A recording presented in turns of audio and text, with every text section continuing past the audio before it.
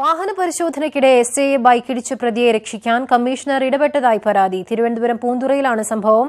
എസ്ഐയുടെ മൊഴി ഒഴിവാക്കി സ്വമേധയാ കേസെടുക്കാൻ കമ്മീഷണർ നിർദ്ദേശിച്ചു. പ്രതിയെ വിട്ടുകിട്ടണമെന്നാവശ്യപ്പെട്ട് സിപിഎം പ്രവർത്തകർ പോലീസ് സ്റ്റേഷൻ ഉപരോധിച്ചിരുന്നു. ഹോസ്പിറ്റലിൽ കൊണ്ടുപോയി പരിശോധനയൊക്കെ നടത്തി. അപ്പം അവിടെ കിടക്കാൻ പറഞ്ഞ ബുദ്ധിമുട്ടായതുകൊണ്ട് ഞാൻ പറഞ്ഞു എനിക്ക് തിരിച്ചു വരണം, സ്റ്റേഷനിൽ വരണമെന്ന് പറഞ്ഞു. അങ്ങനെ ഞാൻ വന്ന് എൻ്റെ മൊഴി വാങ്ങിച്ച് അത് കഴിഞ്ഞ് കുറേ കഴിഞ്ഞപ്പോൾ കുറച്ച് DYFIക്കാരും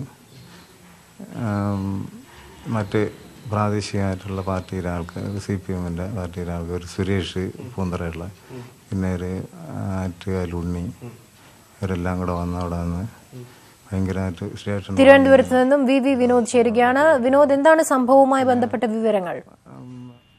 അമീന, ഇന്നലെ രാത്രി 8:30 സംഭവം. പൂന്തുറയിൽ വാഹന പരിശോധന ഏർപ്പെടുകയായിരുന്നു പോലീസ് സംഘം. ഈ സമയത്താണ് ബൈക്കിലെത്തിയ രണ്ടംഗ സംഘം SIയെ ഇടിച്ചു വീഴ്ത്തിയത്. അതിനുശേഷം പിറകിലിരുന്ന ആൾ ഓടി രക്ഷപ്പെട്ടു. ബൈക്ക് ഓടിച്ചിരുന്ന ആൾ SIയുടെ യൂണിഫോം ഈ ബൈക്കിൽ കുടുങ്ങുകയായിരുന്നു. അദ്ദേഹത്തെയും വലിച്ചുകൊണ്ട് തന്നെ ഏറെ ദൂരം ഈ ബൈക്ക് മുന്നോട്ട് പോവുകയും ചെയ്തു. പിന്നീട് മറ്റ് പോലീസുകാർ ചേർന്നാണ് ഈ പ്രതിയെ പിടികൂടിയത്. 20 വയസ്സാണ് പ്രതിക്കുള്ളത്. ഇയാളെ സ്റ്റേഷനിലേക്ക് കൊണ്ടുപോയി. ഇതിന് പിന്നാലെയാണ് DYFI CPM പ്രവർത്തകർ സ്റ്റേഷനിലേക്ക് എത്തിയത്. സ്റ്റേഷൻ ഉപരോധിക്കുകയും ചെയ്തു. വലിയ രീതിയിൽ അവർ സ്റ്റേഷനിൽ ബഹളമുണ്ടാക്കുകയും ചെയ്തു.